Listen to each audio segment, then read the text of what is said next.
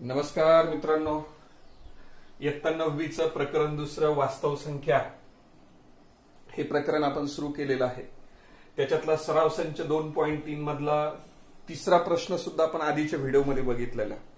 आता आपल्याला प्रश्न चौथ्यापासून सुरुवात करायची. प्रश्न चौथा वाचूया आपण. पुढील करणींना सोपे रूप द्या असा प्रश्न आहे. अतिशय सोपा असा प्रश्न आहे.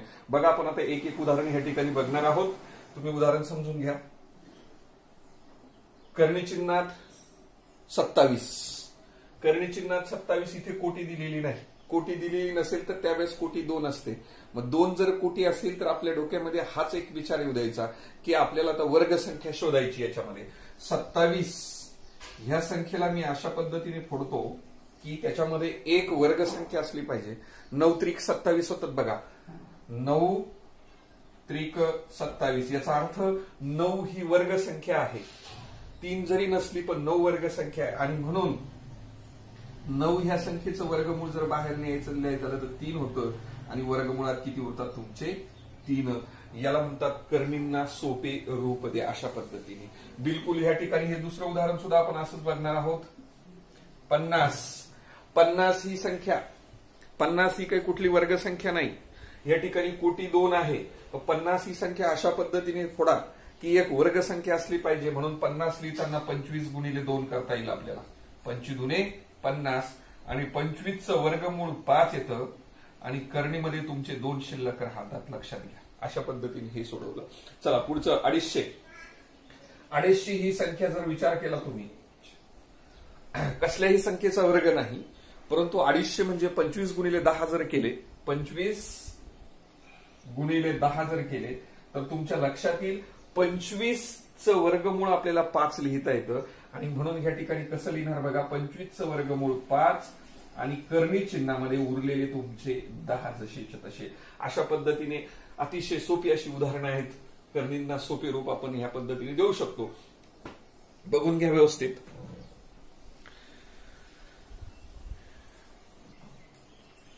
ओके, पुढचा प्रश्न बघा. त्याच प्रश्नातला चौथा आकडा आहे 112. 112 ही कुठल्याही संख्येचा वर्ग नाही. म्हणून 112 ही संख्या आपल्याला या ठिकाणी फोडायची. 112 आपण कशी लिहू शकतो? 112 बरोबर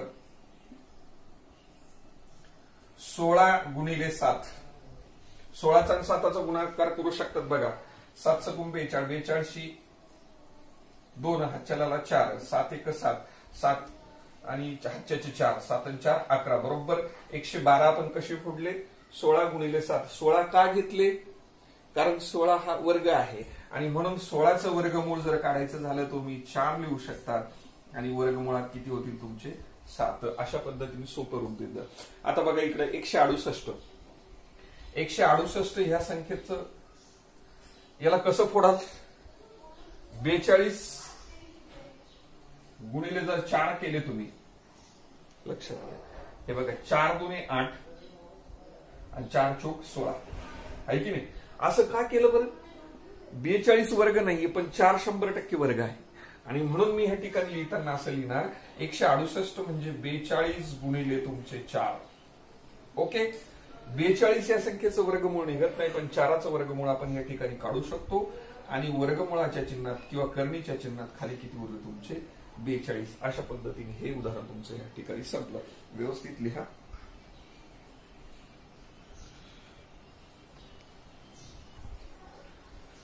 ओके मित्रांनो, प्रश्न 5वा बघा. पुढील संख्यांमधील लहान मोठेपणा ठरवायचा आहे. म्हणजे ह्या 2 संख्या दिलेल्या आहेत, याच्यात कोणती संख्या मोठी आहे हे आपल्याला सांगायचं आहे. हे सांगण्यासाठी बघा कशी कृती करायची मी सांगतोय तुम्हाला. बरोबर,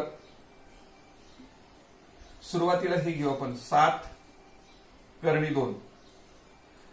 ओके, हे आपण असं लिहू शकतो बघा. 7चा वर्ग किती? 49. लक्षात घ्या 7चा ते करणीच्या बाहेर आहेत. 7 हे करणीच्या बाहेर म्हणून 7चा वर्ग 49 आणि मग त्याला आता करणीत टाकू. जर वर्गमूळ काढलं तर बरोबर 7 येतात. आणि गुणिले तुमचे इकडं करणीमध्ये किती आहेत? 2 जशीच्या तशी. बरोबर, आता दोन्हीचा गुणाकार करायचा. दोन्ही करणीमध्येच आहेत म्हणून एकाच करणीमध्ये टाकू आता आपण यांना. म्हणजेच किती झाले? 49 गुणिले 2 म्हणजेच करणी 49 दुने 98 या दोन्हीचा गुणाकार कसा आला 98 लक्षात घ्या. 7 कर्णी 2 यांचा गुणाकार करत असताना मी 7ला करणीच्या चिन्हात घ्यायचं असेल तर त्याचा वर्ग घेऊन मध्ये घ्यायचं असतं आणि बाहेर जर घ्यायचं असेल त्याचं वर्गमूळ बाहेर लिहितो. चिन्हातून बाहेर घेताना वर्गमूळ घेत असतो आणि बाहेरून 8 टाकताना वर्ग घेत असतो. लक्षात ठेवा हा फरक. गुणिले तुमचा हा वर्गमुळात 2. मग आता 49 आणि 2 याचा गुणाकार एका करणीत घेतला. हे वेगवेगळ्या 2 करणे होता. आता एकच करणीत दोन्हींचा गुणाकार केला. 49 ला 2 गुणल्यानंतर 49 दुने 98 होतात. मग पहिल्याची किंमत वर्ग करणीमध्ये 98 आली. आता दुसरी काढूया अशीच. तसेच 5 करणी 3 बघा. जसं ह्या 7चे 49 लिहिले तसं या 5चं 25 घेऊया आणि त्याला करणीच्या चिन्हात टाकूया. गुणिले ही तुमची करणी 3 जशीच्या तशी आहे.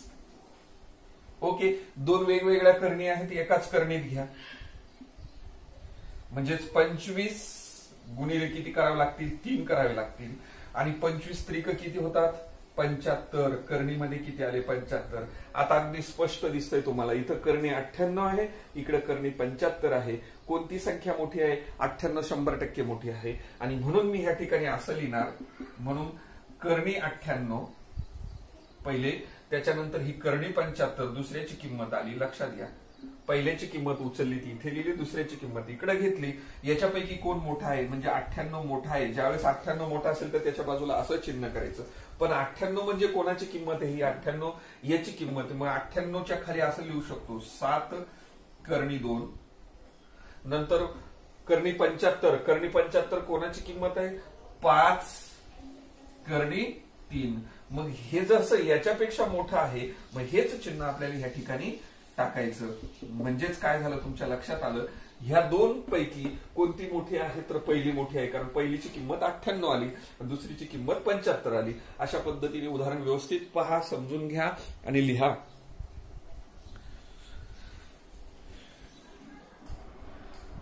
ओके मित्रांनो 2 नंबरचं उदाहरण. प्रश्न 5व्याचं दुसरं उदाहरण बघा. एका करणी 247 आणि दुसऱ्या करणी 274. निश्चितच या ठिकाणी करणी 247 घेतो दुसरी करणी 274 घेतो. पहा दोन्ही करणींची कोटी समान आहे. करणीचा आपण विचार करू शकत नाही कोटीचा. फक्त आता आपल्याला करणीस्थ संख्यांकडे बघायचं. ही 247 संख्या आहे. दुसरी संख्या किती आहे 274. मला सांगा दोन्हीपैकी कोणती संख्या मोठी आहे डेफिनेटली 274. जी संख्या मोठी असेल त्याच्या बाजूला हे असं चिन्ह टाकतो मोठ्याचं चिन्ह टाकतो. याचा अर्थ असा झाला ही पहिली करणी 247 दुसरी करणी 274 ही मोठी आहे म्हणून तिच्या बाजूला हे असं चिन्ह करायचं. अशा पद्धतीने उत्तर अतिशय सोपा असा भाग आहे.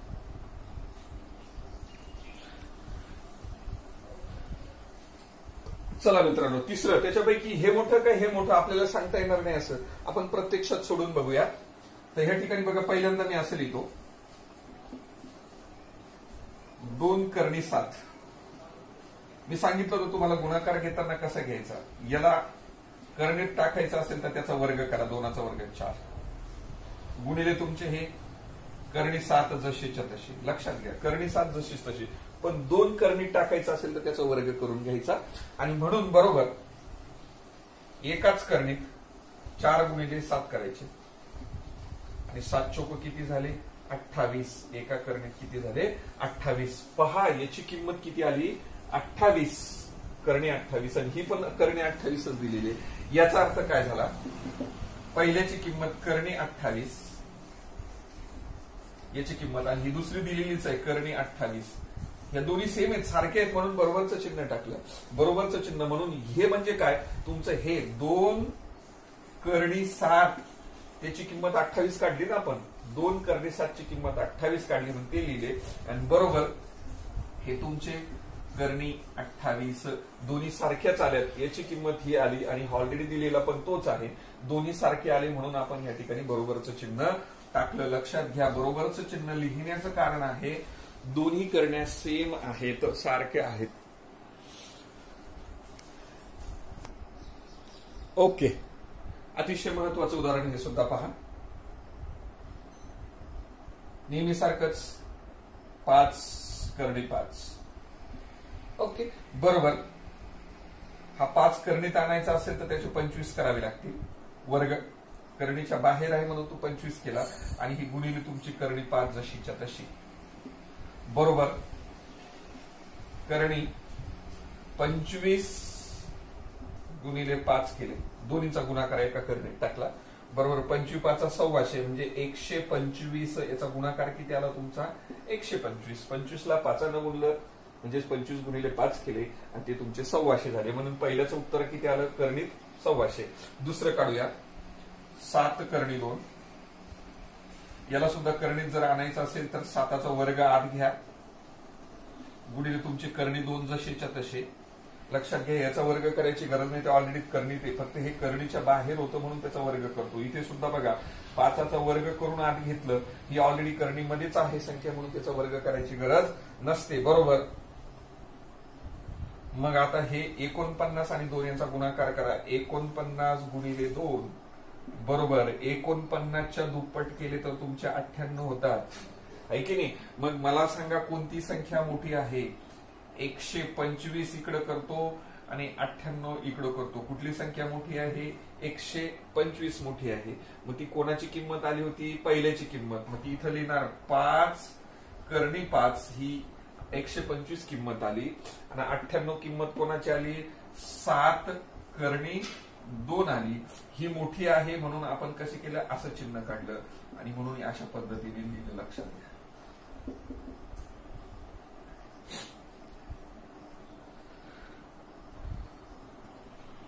ओके मित्रांनो, 5वा आकडा 4 करणी 42 9 करणी 2. ओके, बघा 4 करणी 42 इथं लिहिलं. बरोबर. आता 4ला जर करणीत घ्यायचं असेल तर त्याचा वर्ग म्हणून करणी चिन्हात 16 केले 4चा वर्ग गुणिले हे ऑलरेडी करणी चिन्हात आहे म्हणून ते जसंच्या तसं. नंतर दोन्ही करण्याच्या ऐवजी एकच करणीत घेतलं, 16 गुणिले 42 केले. 16 आणि 42चा गुणाकार बघा, 16 दुनी 32, 32 2 हातच्याला आला 4, 3 सॉरी 16 64, 64 आणि 3 67 म्हणजे किती आले? करणीमध्ये 672 ही संख्या आली. तसंच आता दुसरं घेऊया. 9 करणी 2 याचं बरोबर हे 9चा वर्ग करा करणीमध्ये 81 गुणिले तुमचे हे करणी 2 जशीच्या तसे आणि म्हणून 81 गुणिले 2 इथे लिहिले. 81च्या दुप्पट केली बघा. 2 1 2 8 16 162. हे 672 आणि हे 162 100% 672 ही जास्त आहे कोणापेक्षा? 162 पेक्षा. म्हणून इकडे लिहिताना बघा 672 आणि 162 जी संख्या मोठी असते त्याच्या बाजूला असं चिन्ह करतो आपण. पण हे म्हणजे कोणाची किंमत? ही जी बघा इथे ही किंमत याची होती मग ती किंमत दिली 4 करणी 42 आणि 162 ही किंमत 9 करणी 2 आहे म्हणून ती 9 करणी 2 दिली. हेच चिन्ह जसंच्या तसं मध्ये टाकलं. समजून घ्या व्यवस्थित.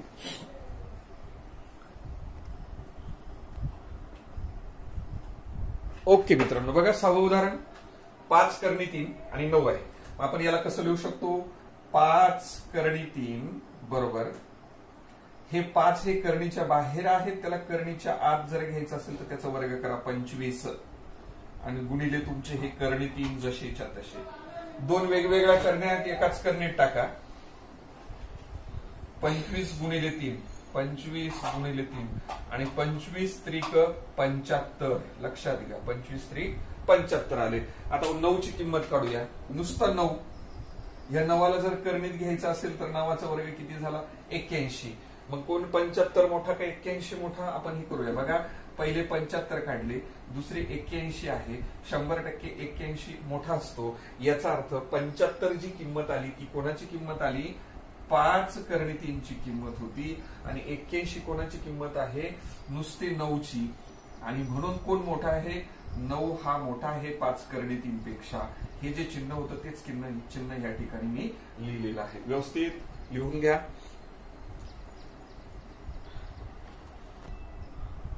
बघा पुढचं उदाहरण 7 आणि नंतर 2 करणी 5. पहिल्यांदा आपण 7चा विचार करू. हा 7 घेतला. 7ला करणीत आणायचं असेल तर 7चा वर्ग 49 आहे की नाही? नंतर याचा विचार करूया. 2 करणी 5 याचं जर लिहायचं असेल तर पहिल्यांदा 2चा वर्ग 4 गुणिले तुमची ही करणी 5 आहे की नाही? आणि म्हणून याचं उत्तर काय झालं? एकाच करणीमध्ये जेव्हा गुणाकार करणार 4 पंचे 4 गुणिले 5 असं लिहितो वाटलंच तर, आणि म्हणून किती झाले 4 पंचे 20. मग बघा आता 49 मोठा का 20 मोठा सांगा बरं मला खाली. 49 आणि या ठिकाणी 20 आहे असं लिहिलं आपण.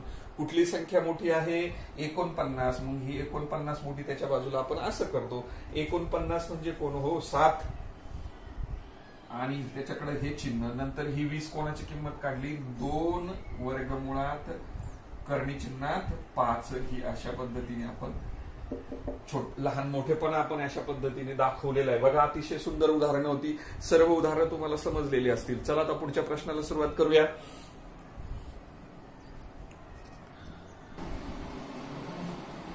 चला मित्रांनो 6व्या प्रश्नाला सुरुवात करतो. प्रश्न 6 बघा. सोपे रूप द्या. अतिशय सोपा असा भाग आहे. चला या ठिकाणी बघूया आपण आता. पहा बरोबर इथे 5 करणी 3 आहे, इथे 8 करणी 3 आहे. करणी 3 दोघांमध्ये सेम आहे. मग आपण असं करूया, कंस करतो मी. बघा ह्या कंस करणी 3 म्हणून बाहेर याला बाजूला घेतो करणी 3 बाहेर घेतल्यानंतर उरले तुमचे 5 इथे लिहिले अधिक तुमचे 8 इथे घेतले. म्हणजे करणी 3 कॉमन काढला तो इकडे बाजूला घेतला. हे 5 इथे लिहिले, ह्या अधिकचं चिन्ह, हे 8 ह्या ठिकाणी घेतले. बरोबर 8 आणि 5 किती झाले तुमचे 13 आणि हे करणी तुमचे 3. हे त्याचं उत्तर आहे. बघा किती सिंपल उदाहरण आहे.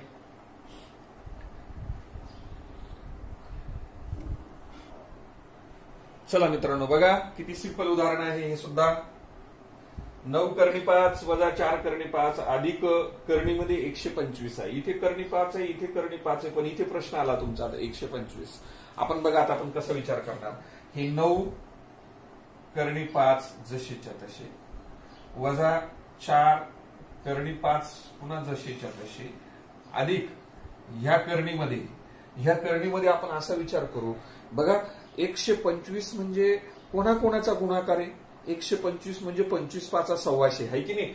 25 ला जर 5 गुणलं 25 गुणिले 5 म्हणजे 125 होतात. बरोबर हे 9 करणी 5 जशीच्या तशी वजा 4 करणी 5 जशीच्या तशी. आता काय करूया बाळांनो बघा या करणी 25 आहे ना 25चं वर्गमूळ बाहेर 25चं वर्गमूळ काय येईल तुमचं ते 5 येतील आणि करणीमध्ये हे तुमचे 5 शिल्लक राहतील. लक्षात घ्या हे करणीतले 5 जशीचे तसे 25चं वर्गमूळ 5 आपण बाहेर घेतलं. आता लक्षात घ्या बरोबर मागच्या सारखंच उदाहरण. इथे करणी 5 इथे करणी 5 इथे करणी 5 बाजूला मी करणी 5 लिहून घेतो. कॉमन काढले.